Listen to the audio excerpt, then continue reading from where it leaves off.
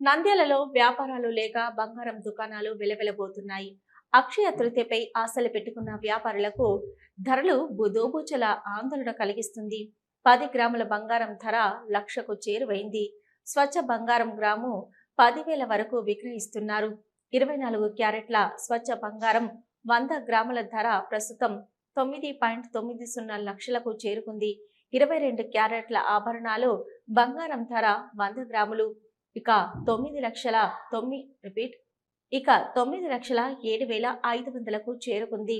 వెండి ధర కిలో 99,000కు చేరుకుంది.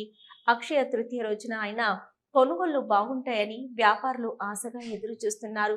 కానీ ఆశలు నిరాశగా మారింది.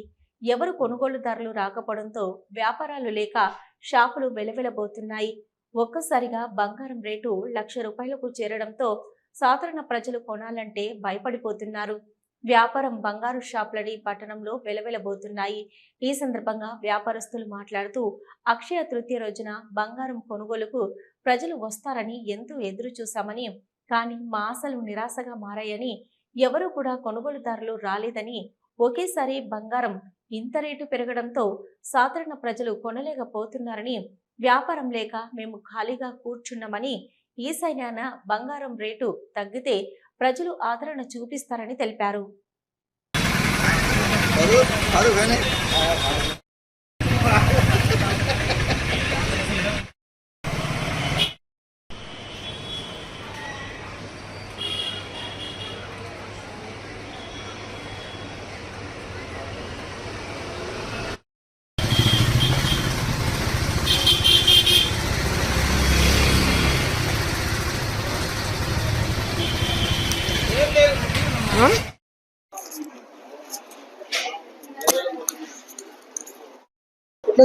అక్షయ తృతీయకి ఇంత ముందు తక్కువ రేటు ఉన్నప్పుడు బాగానే కాలం జరిగిపోయింది.